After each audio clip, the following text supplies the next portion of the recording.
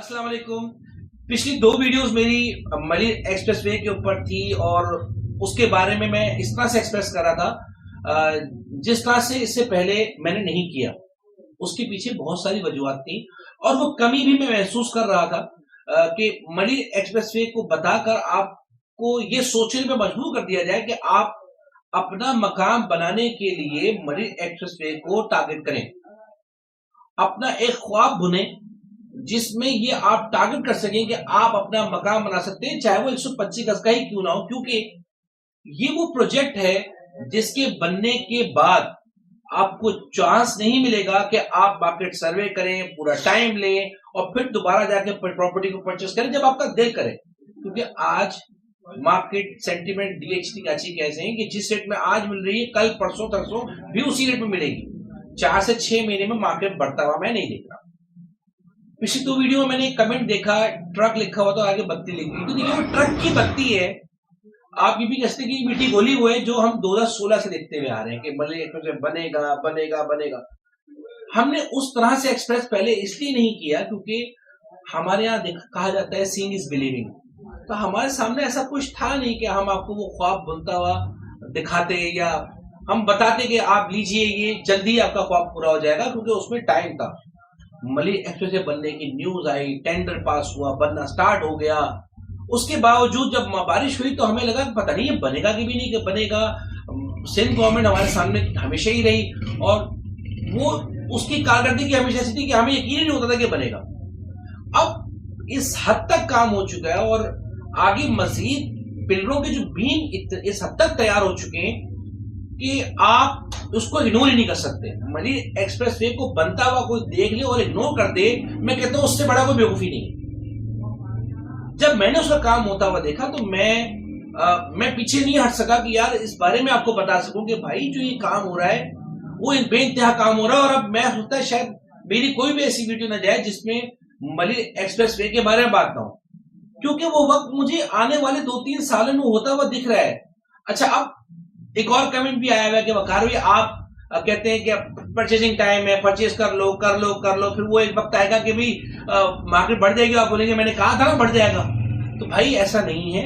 मैं आपको एक दफा नहीं कई दफा कह चुका हूं कि ये प्रोजेक्ट 3 से 4 साल का है।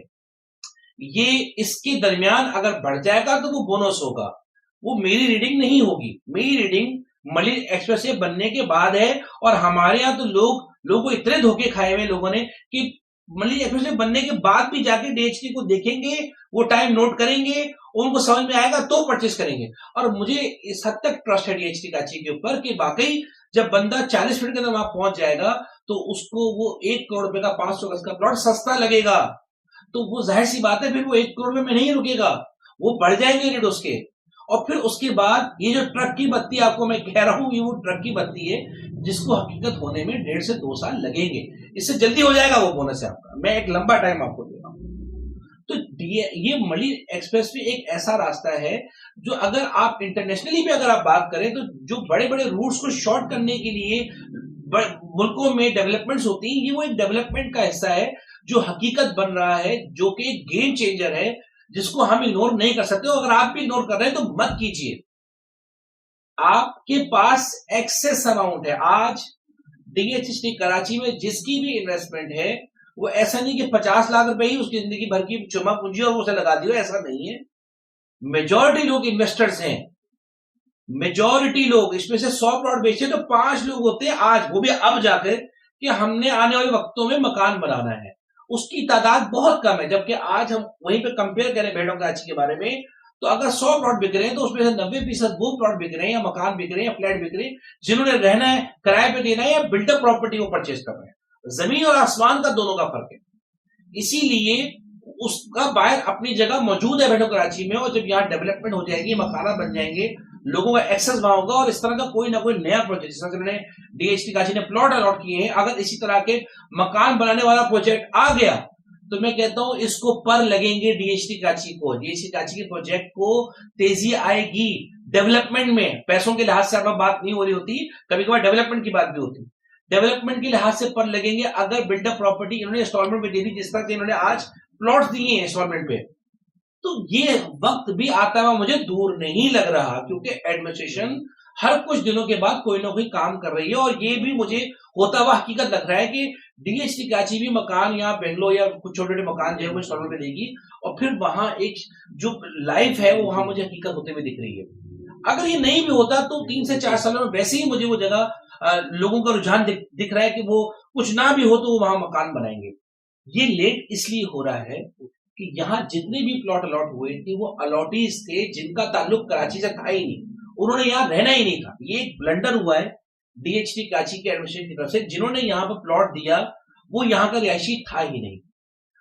सारे 12,000 13,000 प्लॉट जो भी डीसी के वैली के यहाँ पे शिफ्ट हुए वो किसी का भी ताल्लुक कराची से नहीं है, हर बंदे ने बेचना है। जबकि बेड ऑफ कराची जो लॉन्च हुआ, जिन लोगों ने यहाँ बुकिंग कराया जो अलॉटीज थे, उनमें से कई हजार ऐसे लोग थे जिन्होंने आज वहां मकान भी बनाया है, मकानों में रह भी रहे हैं, फ्लैट्स में रह भी रहे हैं, और जो आज नहीं तो कल आज ब्लू पेपर उनके पास रखा हुआ, कल वो अपना मकान बनाएंगे। ऐसे कई हजार लोग होंगे बेड ऑफ कराची में, लेकिन वो ऐसे कई हजार लोग शॉर्ट हैं डीएचटी कराची में। इस वजह से इस प्रोजेक्ट को कामयाब होने में थोड़ा सा टाइम लग रहा है। डीसी के और बेड ऑफ कराची के दोनों ऐसे प्रोजेक्ट हैं जो 40% मार्केट से नीचे हैं। अगर शहर भर की मार्केट नीचे आएगी तो भी ये नीचे नहीं आने वाली, क्योंकि ये ऑलरेडी नीचे है। और आज जो भी बंदा 20 से 25 रोज हम अल्हम्दुलिल्लाह ट्रांसफर दे रहे होते हैं हर महीने नए नए लोगों को, तो उनमें से वो लोग हैं जिनके पास एक्सेस अमाउंट है। क्या उन लोगों को नहीं पता कि अगर हम बैंक में पैसे रखते हैं तो 2-3 सालों में डबल हो जाते हैं? क्या उनको नहीं पता कि ये एंग्रो फर्ट क्या रिटर्न कमा के दे रहे हैं, डिविडेंड से क्या रिटर्न आ रहा है? क्या उनको नहीं पता कि कारोबार से लगाकर बैंक से पैसे से कमा लेंगे, या हम क्यों डीसीके में इन्वेस्ट कर रहे हैं? तो वो सब पता है, उनके पास एक एक्सेस अमाउंट है जिसको वो लगा रहे हैं। अब वो आपने नोट करना है कि आपके पास एक्सेस अमाउंट कितना है। 125 गज 22-23 लाख रुपए में मिल जाता है, 200 गज 45-46 लाख में मिल जाता है, और फिर उसके बाद 300 गज हमें 75 से 80 लाख में 2ABC में मिल जाता है, 500 गज हमें 14C में, 10C में, 3A में, 2D में अच्छे ऑप्शंस हमें मिल जाते हैं जो रिलायबल है, ऑन ग्राउंड है, डेवलप्ड है। जज़ाकल्लाह। Thank you.